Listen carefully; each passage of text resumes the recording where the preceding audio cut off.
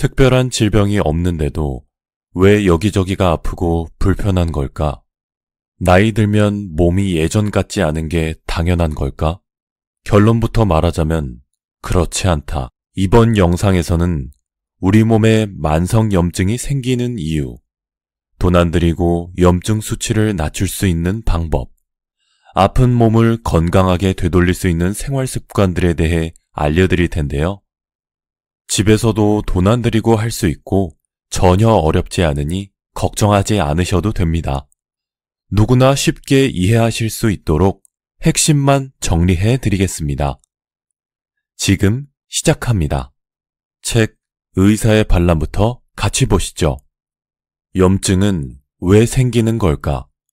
흔히들 신체의 한 부분에 통증과 함께 이상소견이 나타나면 염증 반응이 생겼다고 이야기하곤 한다. 그런데 염증이 무엇이냐고 물어보면 대답할 사람이 별로 없다. 그냥 고름이 나오는 것 아니냐고 대답할 뿐이다. 여기서 고름이 나오는 염증 반응은 감염에 의해 생기는 염증이다. 한마디로 외부에서 들어온 이물질과 싸운 면역세포들의 시체가 고름이 된다고 생각하면 된다. 사실 우리 몸에서는 머리끝에서 발끝까지 염증이 생길 수 있다는 사실 알고 있는가? 눈에 생기는 결막염, 코에 생기는 비염, 귀에 생기는 중이염, 식도에 생기는 역류성 식도염 등 우리 몸 곳곳에서는 염증이 생길 수 있다. 염증이 생겼을 때는 통증을 동반하게 된다. 그리고 여기서의 통증은 바로 혈액순환과 관련이 있다. 염증이란 손상된 조직을 회복하기 위해 혈류를 늘리는 반응이기 때문이다. 그렇다면 도대체 어떻게 해야 염증 수치를 낮출 수 있을까? 여기서 책 짠맛의 힘을 잠깐 들여다보도록 하자. 첫 번째로 우리는 소금을 통해 염증을 다스릴 수 있다. 최근 소금이 염증을 제어한다는 사실을 밝힌 흥미로운 연구 결과가 나왔다. 미국과 독일 공동연구진이 기고한 논문을 보면 소금이 인체에 침입한 세균을 물리치는 면역력을 기르는데 기여한다는 내용이 나온다. 소금 섭취가 인체에 미치는 영향을 실험하던 도중 상처가 난 피부에 고농도의 소금이 축적된다는 것을 발견한 것이다. 사실 소금물에서 살아남을 수 있는 세균은 없다. 바닷가에서 놀 때는 조개 껍질이나 바위에 상처가 나도 덧나지 않고 잘 아물었던 것도, 옛날 할머니들이 상처난 아이에게 된장을 발라주었던 것도 모두 소금기 때문이다. 동서양을 막론하고 전염병, 역병이 돌면 소금으로 막았다. 다치거나 찢어지고 베었을 때 소금을 먹거나 뿌리면 빨리 아문다. 잇몸이나 치아의 염증으로 통증이 심할 때도 소금이 도움이 된다. 여드름이나 종기, 뾰루지, 농, 아토피, 류머티즘, 간염, 결막염 등 모든 염증에는 소금이 필요하다. 간이 안 된 음식은 빨리 상하는데 간간하게 절여 놓으면 잘 썩지 않듯 사람의 몸도 싱거우면 염증에 시달린다. 그래서 자주 염증에 시달리는 사람은 질 좋은 소금을 구해 평소에도 꾸준히 먹는 것이 좋다. 된장국이나 미역국, 콩나물국 등에 소금이나 조선간장을 타서 뜨겁게 먹고 땀을 내줘도 좋다. 물과 소금을 충분히 보충해주고 몸을 따뜻하게 해주면 염증이 더는 진행되지 않아서 회복이 빠르다. 그렇지 못할 경우 콧물, 코막힘, 가래 같은 증상이 심해져 기관지염, 중이염, 폐렴 등으로 진행될 수 있다. 몸을 따뜻하게 해서 땀을 내고 수분을 보충할 때도 맹물보다 간간한 소금물을 마시면 탈수를 예방할 수 있다. 여기 당뇨병 진단을 받았던 60대 중반 J씨의 사례를 같이 들어보자. 60대 중반 J씨는 당뇨 진단을 받고 나서 꾸준히 건강관리를 해오고 있었다. 식이요법과 규칙적인 운동으로 혈당 관리를 해왔는데 언제부턴가 약을 써도 혈당이 조절되지 않아서 고민 중이었다. 온몸에 붓기가 있었고 잠을 자도 개운하지가 않았다. 밤에 한두 번은 소변 때문에 잠이 깨는 야간요가 있었는데 이때의 요실금 증상, 어지럼증, 손발 저림, 머리숱이 가늘어지고 숱이 없는 건 모두 전형적인 소금 부족 증상이다.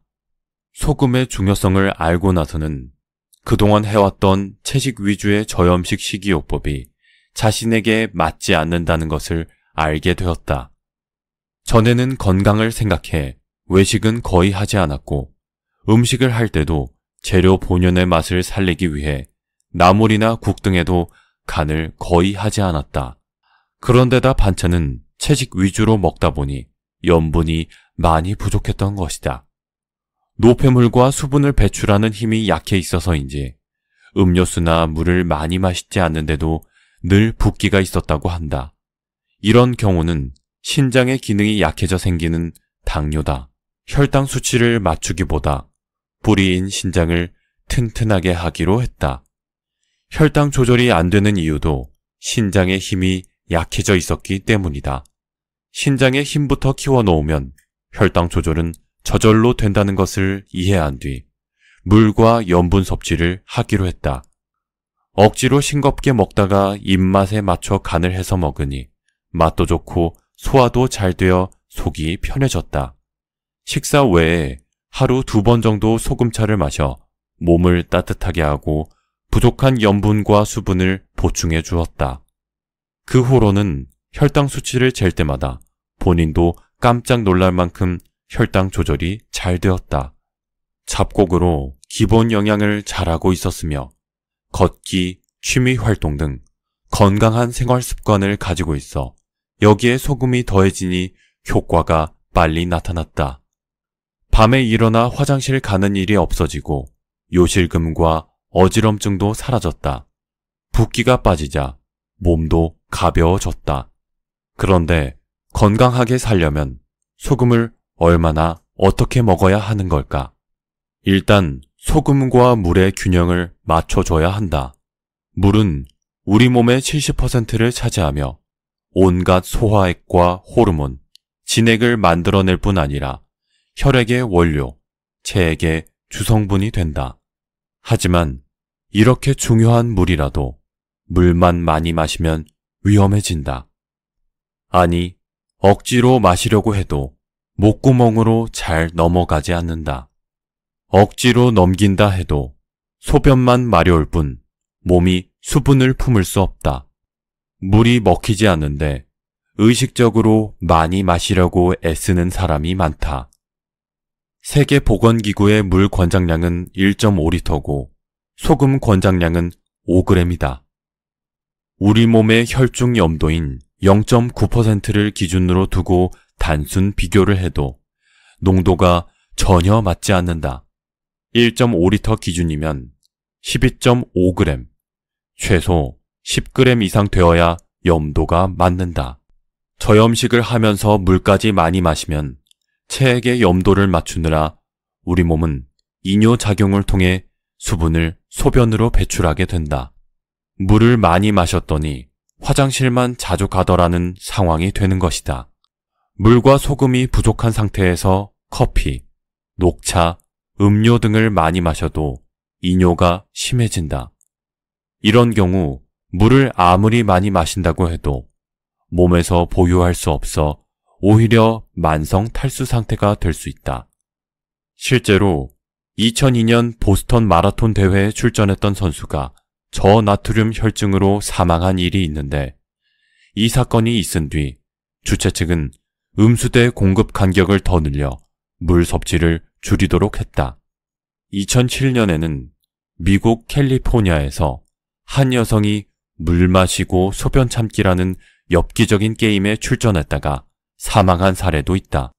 그 여성은 3시간 동안 화장실에 가지 않고 15분마다 제공되는 물을 마셨는데 게임이 끝난 직후 쓰러져 사망했다. 이처럼 염분 없는 물 섭취는 아주 위험하고 운동 중 과도한 수분 섭취는 수독증, 저나트륨 혈증을 불러온다. 체액의 나트륨 농도가 낮아지면 심장이 뛰도록 신경 전달을 하지 못한다. 체액 속 전해질 불균형으로 심장 부정맥이 생기는 등 위태로운 순간을 맞게 된다.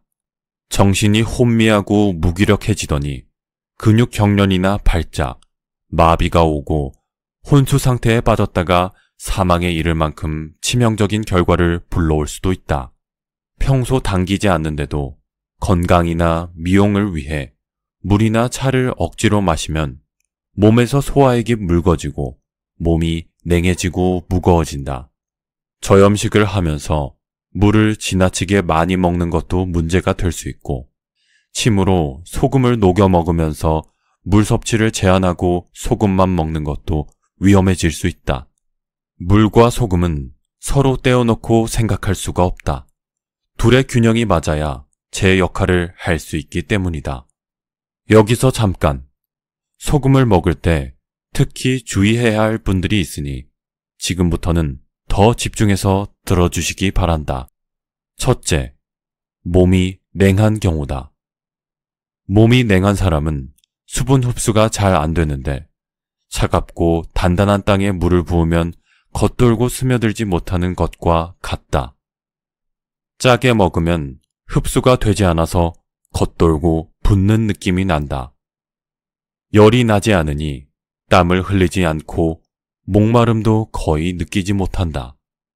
그렇다고 소금과 물을 먹지 않으면 점점 더 굳어 심각한 상황에 이르게 된다. 이때는 냉기를 빼가면서 소금과 물을 먹어야 제대로 흡수할 수 있다. 매일 배에 곡식찜질을 하거나 족탕, 반신욕을 하고 낮 시간에 햇빛을 보면서 30분 이상 꾸준히 걷는다. 처음에는 된장이나 조선 간장을 타서 따뜻한 국물을 먹거나 소금차로 먹는 것이 좋다. 장아찌, 치즈 등 소금 발효식품을 잘 활용한다. 이른 오전부터 소금을 먹거나 차가운 생수에 타서 소금물 형태로 먹으면 몸이 식으면서 부작용이 심해진다. 그러므로 오후 이후 간간하고 먹기 좋은 농도의 소금차를 먹는 것이 좋다. 둘째, 위장이 약한 경우다. 짜게 먹거나 소금을 먹고 나면 앞니마가 띵하고 몸이 축 늘어지며 입에 침이 고이면서 구토가 나오는 사람이 있다. 위장이 약한 사람은 위장이 너무 풀려 연동 운동을 못하고 무기력한 상태여서 몸이 무겁고 만사가 귀찮고 행동도 느려진다. 이때 소금이 들어가면 반발작용이 나타난다. 속이 싸하면서 위로 또는 아래로 쏟아낼 수 있다. 이때는 소금을 먹기 전에 단맛이 나는 꿀이나 설탕, 사탕 등으로 위장을 보호해야 한다. 약해진 위장과 위경락이 지나가는 무릎을 단단하게 해놓으면 굳은 기운을 풀기 위한 연한 소금의 기운을 잘 흡수할 수 있다. 셋째, 건강염려증이 있거나 신경이 예민한 경우다. 불안하고 초조해하며 신경이 예민하고 마음이 쉽사리 안정되지 않는 분들이 있다. 어떤 일을 떠올렸을 때 걱정부터 앞선다면 조절력, 생명력이 약해진 상태다. 평소 건강염려증도 심하고 새로운 것을 시도할 때 예민한 반응을 보인다. 심신이 안정되지 않아서 근심과 걱정이 많다 보니 무언가를 받아들이고 흡수하는 힘이 떨어진다. 어깨가 무겁고 손에 이상이 있고 여기저기 저린 증상도 심하다. 이런 경우 소금을 먹으면 손발, 특히 손이 부을 수 있다. 곡식으로는 조, 옥수수, 녹두가 좋고 콩나물, 감자, 우엉, 양상추 등 담백하고 생내나는 것과 떫은 맛 나는 것으로 영양하면 좋다. 어깨 운동, 손 운동으로 심포와 삼초 기운을 강화해주고 걷기로 몸의 열을 만들어주면 물과 소금이 잘 흡수된다. 소금으로 만성염증을 사라지게 만들 수 있다는 건 알겠는데 다른 방법으로 염증 수치를 낮출 순 없을까? 걷기나 등산도 물론 좋지만 오늘은 운동하기 힘들거나 운동할 시간이 없는 분들을 위해 몇 가지 사실을 알려드리겠다. 책 의사의 반란 저자인 신우섭 원장이 가장 많이 받는 질문 중 하나가 운동에 대한 것이라고 한다. 바로 어느 정도 운동해야 좋은지 묻는 것이다. 그러나 진료실을 찾는 분들은 운동을 안 해서라기보다는 잘못된 식생활을 하고 있기 때문에 질병이 생긴 사람들이 대부분이다. 잘못된 식생활을 하다 보니 혈액순환을 시킬 힘도 없어 가까스로 걸어 다니는데 무슨 힘으로 운동까지 할 수 있을까? 힘이 없으니 힘을 만들기 위해 헬스장에라도 다니고 싶은 마음이야 충분히 이해되지만 입맛을 바꾸지 않고 계속 그런 상태로 운동을 시작하겠다고 헬스장에 가서 등록하고 나면 10중 8구 3, 4일 만에 그만두게 된다. 또 어떤 분들은 운동을 통해 살을 뺐다고 말한다. 물론 운동을 통해 체중 조절을 할 수 있다. 그런데 이런 분들의 경우 체중이 늘어난 것이 운동을 안 했기 때문만은 아닐 것이다. 바로 먹는 습관이 잘못되어 생긴 현상임에도 불구하고 운동하면 체중 조절도 되고 건강해질 것이라고 믿는 것이다. 특히 젊었을 때 운동을 즐겨 했거나 운동선수였던 분들에게서 많이 나타나는 현상이다. 하지만 실상은 어떻던가? 운동을 평생 업으로 삼고 살았던 운동선수들이 건강한 노후를 보낼 확률은 적다. 실제로도 직업별 수명을 보면 운동선수들이 그토록 운동을 많이 하고 살았음에도 수명이 짧게 나오는 보고서가 있다. 더욱이 젊은 운동선수들 중에서 갑자기 운명을 달리하는 경우가 있는데 대부분 뇌졸중이거나 심근경색 등의 혈관 질환으로 밝혀지고 있다. 즉, 아무리 운동을 열심히 해도 먹는 음식이 잘못되면 혈관 내에 노폐물이 쌓이고 이로 인해 일찍 사망할 수 있다. 얼마 전 병원에 내원한 한 궤양성 대장염 환자는 같은 질병을 가진 대부분의 환자와 마찬가지로 마른 체형이었다. 그 대장염 환자는 자전거 동호회에서 열심히 활동하고 있고 가끔 산악 자전거도 즐긴다는 이야기를 듣고 근육이 많을 수도 있지 않을까 기대했다. 하지만 체성분을 분석한 결과 그 마른 몸에서 역시 지방이 더 많은 비중을 차지하고 있었다. 알고 보니 그분은 초콜릿과 사탕, 음료수를 틈틈이 섭취하고 있었는데 결국 이런 식습관이 근육보다는 체지방을 만들어내면서 장을 망가뜨려 몸의 균형을 깨뜨렸던 것이다. 우리 몸은 일상생활에서도 항상 근육을 움직이기 때문에 특별히 많은 운동을 하지 않아도 근력을 유지해 나갈 수 있다. 몸에 무리가 올 정도로 과격하게 또한 끊임없이 운동해서 건강을 유지하려는 노력은 나이가 들면서 한계에 부딪힌다. 이런 경우는 당뇨 환자들을 보면 알 수 있다. 당뇨 환자들의 경우 먹고 싶은 것을 마음껏 먹고 운동으로 혈당을 조절하면 된다고 생각하는 분들이 있다.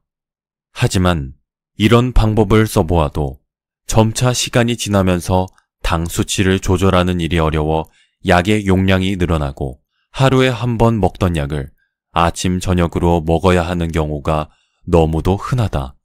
나중에는 인슐린을 주사해야 하는 상황에 이르기도 한다. 그리고 운동이 건강을 유지하는 근본적인 해결 방법이 될 수 없는 이유는 우리가 50대에 할 수 있는 운동의 강도와 시간을 70대나 80대에도 똑같이 할 수 없기 때문이다. 나이 들면서 젊었을 때와 동일한 양의 운동을 한다는 것은 거의 불가능하다. 그리고 어쩌다 불시에 다치거나 다른 질병으로 운동을 못하는 상황이 되면 당뇨 환자의 경우 당 수치가 급격히 올라 어쩌지 못하는 경우를 보게 된다. 따라서 운동보다 건강을 위해 먼저 해결해야 할 일은 바로 먹는 것, 즉 입맛을 올바른 방향으로 길들이는 것이 중요하다. 세 번째로 과일 섭취를 줄이는 것도 염증 수치를 낮추는 데 도움이 된다. 현대인들은 신선한 채소와 과일이 우리 몸에 꼭 필요하고 많이 먹어야 건강해진다는 생각에 자주 또 많이 먹으려고 한다. 그것도 씹어서 먹는 게 아니라 아침마다 갈아서 또는 즙을 내어 먹는다. 많이 먹어야 한다고 생각하기 때문이다. 그러나 이렇게 먹는 과일은 되레 우리 몸에 해가 될 수 있다. 우리가 필요로 하는 에너지를 곡식으로부터 섭취하는 것은 몸에 무리가 없지만 과일은 부드럽고 달콤하여 빨리 체내에 흡수되어 그만큼 빨리 혈당을 높였다가 빨리 떨어뜨리는 단점이 있다. 과일에는 과당이라는 당분이 존재하는데 이것이 장에 무리를 주는 경우가 많다. 장누수 증후군의 원인이 되는 것이다. 실례로 대장의 염증성 질환인 궤양성 대장염 환자들은 과일을 먹으면 바로 혈변이 나오고 설사를 하는 경우가 많다. 정상적인 장을 가진 사람들도 과일을 많이 먹으면 변이 풀리고 묽어지는 것이다. 견과류와 과일 위주로 식사를 했다가 췌장에 무리가 와서 병원 신세를 짓는 경우도 많다고 하니 인간에게 과일은 결코 주식이 될 수 없음을 반드시 기억해 두길 바란다. 지금까지의 글은 책 의사의 반란과 100년 면역력을 키우는 짠맛의 힘에서 가져왔는데요. 요새 주변을 보면 원인 모를 만성염증과 질환으로 고생하시는 분들이 참 많습니다. 사실 이렇게 오늘 구독자 여러분께 만성염증에 대해 말씀드리고 책을 소개하게 된 건 저희 어머니 영향이 큰데요. 어머니께서 몇 주 전 건강검진을 받으셨는데 염증 수치가 상당히 높게 나오셨더라고요. 평소에 항상 피곤해하시고 몸이 부어 있으셨는데 이 증상들의 원인이 만성염증 때문인 걸 제가 뒤늦게 알게 된 거죠. 나이 들면 안 아픈 구석이 없다고 항상 말씀하셨는데 정말 건강검진 결과를 보니 어머니를 볼 때마다 가슴이 참 아팠습니다. 그래서 저희 구독자분들 생각도 많이 나서 이렇게 만성염증 책을 소개드리게 되었네요. 시간 관계상 책의 내용을 전부 소개해드리진 못했는데요. 오늘 소개드린 의사의 반란과 짠맛의 힘, 책 내용들이 저도 직접 읽어보니 너무 좋더라고요. 여러분도 한번 종이책으로 구매해 읽어보시는 것도 나쁘지 않을 것 같습니다. 질병의 99%는 나쁜 생활 습관에서 시작된다. 특별한 질병이 없는데도 왜 여기저기가 아프고 불편한 걸까? 나이 들면 몸이 예전 같지 않은 게 당연한 걸까? 결론부터 말하자면 그렇지 않다. 당신이 이유 없이 아프고 피곤한 것은 잘못된 생활 습관 때문이다. 이번 영상에서는 우리 몸에 만성염증이 생기는 이유, 돈 안 들이고 염증 수치를 낮출 수 있는 방법, 아픈 몸을 건강하게 되돌릴 수 있는 생활 습관들에 대해 알려드릴 텐데요. 집에서도 돈 안 들이고 할 수 있고 전혀 어렵지 않으니 걱정하지 않으셔도 됩니다. 누구나 쉽게 이해하실 수 있도록 핵심만 정리해 드리겠습니다. 지금 시작합니다. 책 의사의 반란부터 같이 보시죠. 염증은 왜 생기는 걸까? 흔히들 신체의 한 부분에 통증과 함께 이상소견이 나타나면 염증 반응이 생겼다고 이야기하곤 한다. 그런데 염증이 무엇이냐고 물어보면 대답할 사람이 별로 없다. 그냥 고름이 나오는 것 아니냐고 대답할 뿐이다. 여기서 고름이 나오는 염증 반응은 감염에 의해 생기는 염증이다. 한마디로 외부에서 들어온 이물질과 싸운 면역세포들의 시체가 고름이 된다고 생각하면 된다. 사실 우리 몸에서는 머리끝에서 발끝까지 염증이 생길 수 있다는 사실 알고 있는가? 눈에 생기는 결막염, 코에 생기는 비염, 귀에 생기는 중이염, 식도에 생기는 역류성 식도염 등 우리 몸 곳곳에서는 염증이 생길 수 있다. 염증이 생겼을 때는 통증을 동반하게 된다. 그리고 여기서의 통증은 바로 혈액순환과 관련이 있다. 염증이란 손상된 조직을 회복하기 위해 혈류를 늘리는 반응이기 때문이다. 하지만 이렇게 염증이 분명 우리 몸에 꼭 필요하고 살기 위해 거쳐야 하는 과정임에도 염증이 생기면 불편한 증상 때문에 대부분 약부터 찾게 된다. 약국에서 병원에서 처방받아 먹는 약들은 어떤 원리로 염증 반응을 완화시킬까? 바로 앞서 말씀드린 혈관이 확장되어 혈류를 증가시키려는 반응을 억제하는 원리다. 혈관을 수축하게 함으로써 통증을 줄이는 약들인 것이다. 하지만 이런 약들은 증상을 억누르기만 할 뿐 우리 몸을 회복시키지는 않는다. 회복되지 못한 상태로 남아있다가 약 기운이 떨어지면 다시 혈류를 증가시키려 하고 그러면 다시 통증이 생기고 그 때문에 한 알 먹었던 진통제가 시간이 흐르면서 두 알이 되고 네 알이 되는 것이다. 또 네 알의 약이 통증을 완전히 없애주고 재발하지 않게 해주면 좋겠는데 실상은 그렇게 약을 먹어도 또다시 생기는 통증으로 괴로워하는 사람들이 많은 것을 볼 수 있다. 그렇다면 도대체 어떻게 해야 염증 수치를 낮출 수 있을까? 돈 안 들이고도 효과적으로 만성 염증을 없앨 수 있는 방법은 없을까? 가장 중요한 건 바로 생활 습관부터 차차 개선해 나가는 것이다. 여기서 책 짠맛의 힘을 잠깐 들여다보도록 하자. 첫 번째로 우리는 소금을 통해 염증을 다스릴 수 있다. 최근 소금이 염증을 제어한다는 사실을 밝힌 흥미로운 연구 결과가 나왔다. 미국과 독일 공동연구진이 기고한 논문을 보면 소금이 인체에 침입한 세균을 물리치는 면역력을 기르는데 기여한다는 내용이 나온다. 소금 섭취가 인체에 미치는 영향을 실험하던 도중 상처가 난 피부에 고농도의 소금이 축적된다는 것을 발견한 것이다. 사실 소금물에서 살아남을 수 있는 세균은 없다. 바닷가에서 놀 때는 조개 껍질이나 바위에 상처가 나도 덧나지 않고 잘 아물었던 것도 옛날 할머니들이 상처난 아이에게 된장을 발라주었던 것도 모두 소금기 때문이다. 동서양을 막론하고 전염병, 역병이 돌면 소금으로 막았다. 다치거나 찢어지고 베었을 때 소금을 먹거나 뿌리면 빨리 아문다. 잇몸이나 치아의 염증으로 통증이 심할 때도 소금이 도움이 된다. 여드름이나 종기, 뾰루지, 농, 아토피, 류머티즘, 간염, 결막염 등 모든 염증에는 소금이 필요하다. 간이 안 된 음식은 빨리 상하는데 간간하게 절여 놓으면 잘 썩지 않듯 사람의 몸도 싱거우면 염증에 시달린다.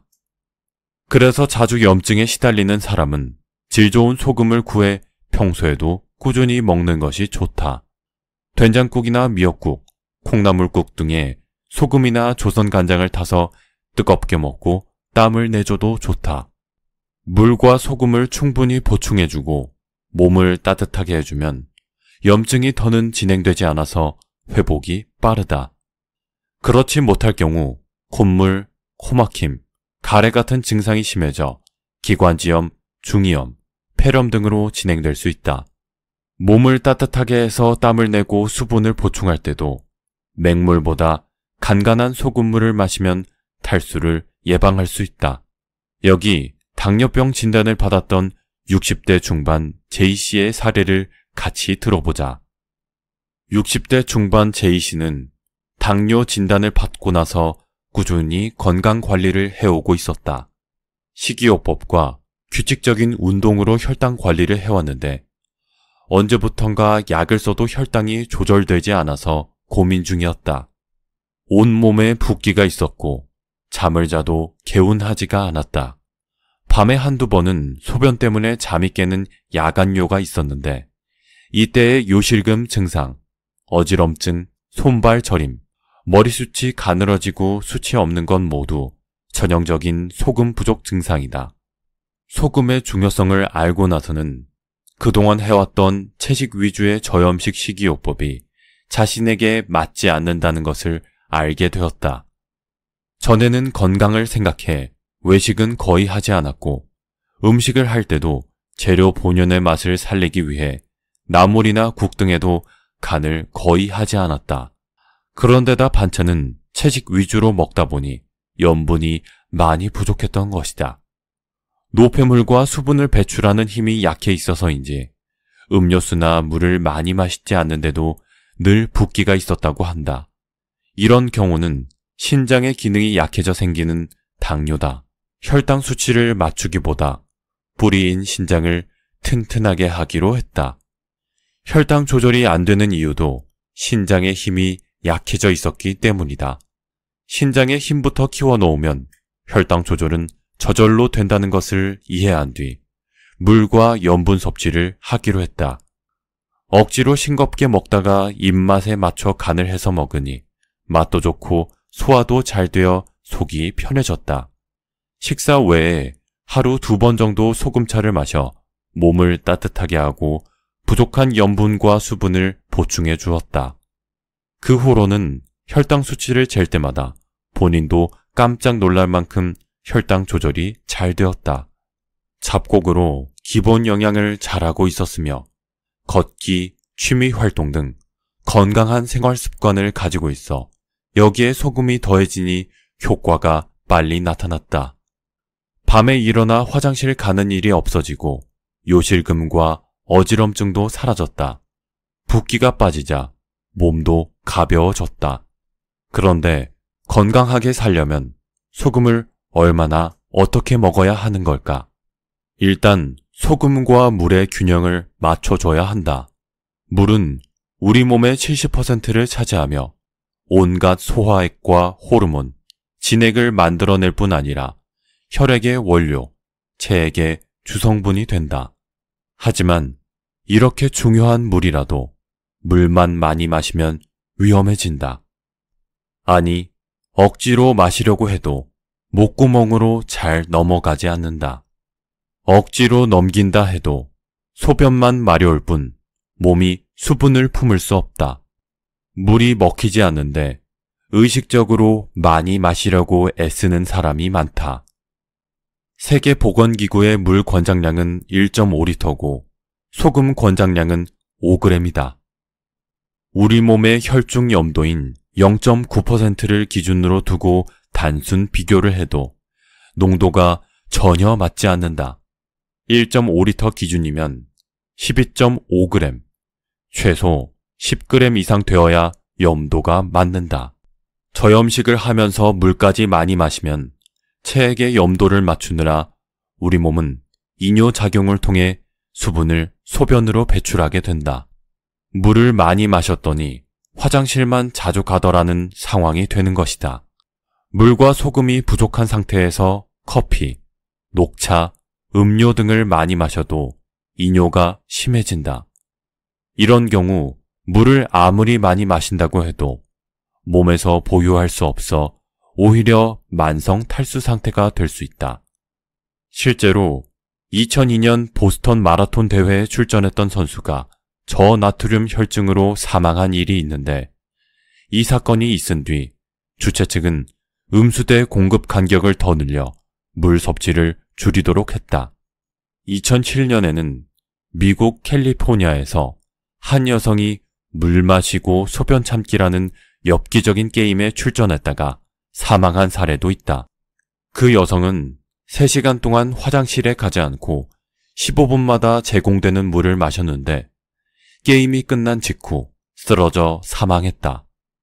이처럼 염분 없는 물 섭취는 아주 위험하고 운동 중 과도한 수분 섭취는 수독증, 저나트륨 혈증을 불러온다.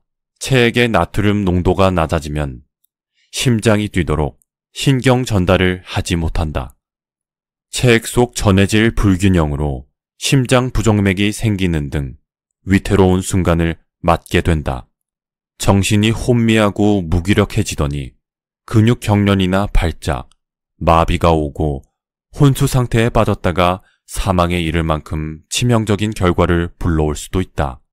평소 당기지 않는데도 건강이나 미용을 위해 물이나 차를 억지로 마시면 몸에서 소화액이 묽어지고 몸이 냉해지고 무거워진다. 저염식을 하면서 물을 지나치게 많이 먹는 것도 문제가 될 수 있고, 침으로 소금을 녹여 먹으면서 물 섭취를 제한하고 소금만 먹는 것도 위험해질 수 있다. 물과 소금은 서로 떼어놓고 생각할 수가 없다. 둘의 균형이 맞아야 제 역할을 할 수 있기 때문이다. 여기서 잠깐, 소금을 먹을 때 특히 주의해야 할 분들이 있으니 지금부터는 더 집중해서 들어주시기 바란다. 첫째, 몸이 냉한 경우다. 몸이 냉한 사람은 수분 흡수가 잘 안 되는데 차갑고 단단한 땅에 물을 부으면 겉돌고 스며들지 못하는 것과 같다. 짜게 먹으면 흡수가 되지 않아서 겉돌고 붓는 느낌이 난다. 열이 나지 않으니 땀을 흘리지 않고 목마름도 거의 느끼지 못한다. 그렇다고 소금과 물을 먹지 않으면 점점 더 굳어 심각한 상황에 이르게 된다. 이때는 냉기를 빼가면서 소금과 물을 먹어야 제대로 흡수할 수 있다. 매일 배에 곡식찜질을 하거나 족탕, 반신욕을 하고 낮 시간에 햇빛을 보면서 30분 이상 꾸준히 걷는다. 처음에는 된장이나 조선 간장을 타서 따뜻한 국물을 먹거나 소금차로 먹는 것이 좋다. 장아찌, 치즈 등 소금 발효식품을 잘 활용한다. 이른 오전부터 소금을 먹거나 차가운 생수에 타서 소금물 형태로 먹으면 몸이 식으면서 부작용이 심해진다. 그러므로 오후 이후 간간하고 먹기 좋은 농도의 소금차를 먹는 것이 좋다. 둘째, 위장이 약한 경우다. 짜게 먹거나 소금을 먹고 나면 앞니마가 띵하고 몸이 축 늘어지며 입에 침이 고이면서 구토가 나오는 사람이 있다.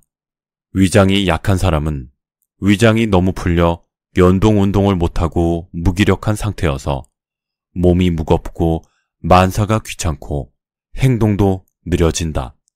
이때 소금이 들어가면 반발작용이 나타난다. 속이 싸하면서 위로 또는 아래로 쏟아낼 수 있다. 이때는 소금을 먹기 전에 단맛이 나는 꿀이나 설탕, 사탕 등으로 위장을 보호해야 한다. 약해진 위장과 위경락이 지나가는 무릎을 단단하게 해놓으면 굳은 기운을 풀기 위한 연한 소금의 기운을 잘 흡수할 수 있다. 셋째, 건강 염려증이 있거나 신경이 예민한 경우다. 불안하고 초조해하며 신경이 예민하고 마음이 쉽사리 안정되지 않는 분들이 있다.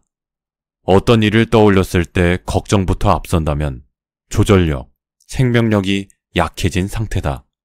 평소 건강 염려증도 심하고 새로운 것을 시도할 때 예민한 반응을 보인다. 심신이 안정되지 않아서 근심과 걱정이 많다 보니 무언가를 받아들이고 흡수하는 힘이 떨어진다. 어깨가 무겁고 손에 이상이 있고 여기저기 저린 증상도 심하다. 이런 경우 소금을 먹으면 손발, 특히 손이 부을 수 있다. 곡식으로는 조, 옥수수, 녹두가 좋고 콩나물, 감자, 우엉, 양상추 등 담백하고 생내나는 것과 떫은 맛 나는 것으로 영양하면 좋다. 어깨 운동, 손 운동으로 심포와 삼초 기운을 강화해주고 걷기로 몸의 열을 만들어주면 물과 소금이 잘 흡수된다. 소금으로 만성염증을 사라지게 만들 수 있다는 건 알겠는데 다른 방법으로 염증 수치를 낮출 순 없을까? 걷기나 등산도 물론 좋지만 오늘은 운동하기 힘들거나 운동할 시간이 없는 분들을 위해 몇 가지 사실을 알려드리겠다. 책 의사의 반란 저자인 신우섭 원장이 가장 많이 받는 질문 중 하나가 운동에 대한 것이라고 한다. 바로 어느 정도 운동해야 좋은지 묻는 것이다. 그러나 진료실을 찾는 분들은 운동을 안 해서라기보다는 잘못된 식생활을 하고 있기 때문에 질병이 생긴 사람들이 대부분이다. 잘못된 식생활을 하다 보니 혈액순환을 시킬 힘도 없어 가까스로 걸어 다니는데 무슨 힘으로 운동까지 할 수 있을까? 힘이 없으니 힘을 만들기 위해 헬스장에라도 다니고 싶은 마음이야 충분히 이해되지만 입맛을 바꾸지 않고 계속 그런 상태로 운동을 시작하겠다고 헬스장에 가서 등록하고 나면 10중 8구 3, 4일 만에 그만두게 된다. 또 어떤 분들은 운동을 통해 살을 뺐다고 말한다. 물론 운동을 통해 체중 조절을 할 수 있다. 그런데 이런 분들의 경우 체중이 늘어난 것이 운동을 안 했기 때문만은 아닐 것이다. 바로 먹는 습관이 잘못되어 생긴 현상임에도 불구하고 운동하면 체중 조절도 되고 건강해질 것이라고 믿는 것이다. 특히 젊었을 때 운동을 즐겨 했거나 운동선수였던 분들에게서 많이 나타나는 현상이다. 하지만 실상은 어떻던가? 운동을 평생 업으로 삼고 살았던 운동선수들이 건강한 노후를 보낼 확률은 적다. 실제로도 직업별 수명을 보면 운동선수들이 그토록 운동을 많이 하고 살았음에도 수명이 짧게 나오는 보고서가 있다. 더욱이 젊은 운동선수들 중에서 갑자기 운명을 달리하는 경우가 있는데 대부분 뇌졸중이거나 심근경색 등의 혈관 질환으로 밝혀지고 있다. 즉, 아무리 운동을 열심히 해도 먹는 음식이 잘못되면 혈관 내에 노폐물이 쌓이고 이로 인해 일찍 사망할 수 있다. 얼마 전 병원에 내원한 한 궤양성 대장염 환자는 같은 질병을 가진 대부분의 환자와 마찬가지로 마른 체형이었다. 그 대장염 환자는 자전거 동호회에서 열심히 활동하고 있고 가끔 산악 자전거도 즐긴다는 이야기를 듣고 근육이 많을 수도 있지 않을까 기대했다. 하지만 체성분을 분석한 결과 그 마른 몸에서 역시 지방이 더 많은 비중을 차지하고 있었다. 알고 보니 그분은 초콜릿과 사탕, 음료수를 틈틈이 섭취하고 있었는데 결국 이런 식습관이 근육보다는 체지방을 만들어내면서 장을 망가뜨려 몸의 균형을 깨뜨렸던 것이다. 우리 몸은 일상생활에서도 항상 근육을 움직이기 때문에 특별히 많은 운동을 하지 않아도 근력을 유지해 나갈 수 있다. 몸에 무리가 올 정도로 과격하게 또한 끊임없이 운동해서 건강을 유지하려는 노력은 나이가 들면서 한계에 부딪힌다. 이런 경우는 당뇨 환자들을 보면 알 수 있다. 당뇨 환자들의 경우 먹고 싶은 것을 마음껏 먹고 운동으로 혈당을 조절하면 된다고 생각하는 분들이 있다. 하지만 이런 방법을 써보아도 점차 시간이 지나면서 당 수치를 조절하는 일이 어려워 약의 용량이 늘어나고 하루에 한 번 먹던 약을 아침, 저녁으로 먹어야 하는 경우가 너무도 흔하다. 나중에는 인슐린을 주사해야 하는 상황에 이르기도 한다. 그리고 운동이 건강을 유지하는 근본적인 해결 방법이 될 수 없는 이유는 우리가 50대에 할 수 있는 운동의 강도와 시간을 70대나 80대에도 똑같이 할 수 없기 때문이다. 나이 들면서 젊었을 때와 동일한 양의 운동을 한다는 것은 거의 불가능하다. 그리고 어쩌다 불시에 다치거나 다른 질병으로 운동을 못하는 상황이 되면 당뇨 환자의 경우 당 수치가 급격히 올라 어쩌지 못하는 경우를 보게 된다. 따라서 운동보다 건강을 위해 먼저 해결해야 할 일은 바로 먹는 것, 즉 입맛을 올바른 방향으로 길들이는 것이 중요하다. 세 번째로 과일 섭취를 줄이는 것도 염증 수치를 낮추는데 도움이 된다. 현대인들은 신선한 채소와 과일이 우리 몸에 꼭 필요하고 많이 먹어야 건강해진다는 생각에 자주 또 많이 먹으려고 한다. 그것도 씹어서 먹는 게 아니라 아침마다 갈아서 또는 즙을 내어 먹는다. 많이 먹어야 한다고 생각하기 때문이다. 그러나 이렇게 먹는 과일은 되레 우리 몸에 해가 될 수 있다. 우리가 필요로 하는 에너지를 곡식으로부터 섭취하는 것은 몸에 무리가 없지만 과일은 부드럽고 달콤하여 빨리 체내에 흡수되어 그만큼 빨리 혈당을 높였다가 빨리 떨어뜨리는 단점이 있다. 과일에는 과당이라는 당분이 존재하는데 이것이 장에 무리를 주는 경우가 많다. 장누수 증후군의 원인이 되는 것이다. 실례로 대장의 염증성 질환인 궤양성 대장염 환자들은 과일을 먹으면 바로 혈변이 나오고 설사를 하는 경우가 많다. 정상적인 장을 가진 사람들도 과일을 많이 먹으면 변이 풀리고 묽어지는 것이다. 견과류와 과일 위주로 식사를 했다가 췌장에 무리가 와서 병원 신세를 짓는 경우도 많다고 하니 인간에게 과일은 결코 주식이 될 수 없음을 반드시 기억해 두길 바란다. 지금까지의 글은 책 의사의 반란과 100년 면역력을 키우는 짠맛의 힘에서 가져왔는데요. 요새 주변을 보면 원인 모를 만성염증과 질환으로 고생하시는 분들이 참 많습니다. 사실 이렇게 오늘 구독자 여러분께 만성염증에 대해 말씀드리고 책을 소개하게 된 건 저희 어머니 영향이 큰데요. 어머니께서 몇 주 전 건강검진을 받으셨는데 염증 수치가 상당히 높게 나오셨더라고요. 평소에 항상 피곤해하시고 몸이 부어 있으셨는데 이 증상들의 원인이 만성염증 때문인 걸 제가 뒤늦게 알게 된 거죠.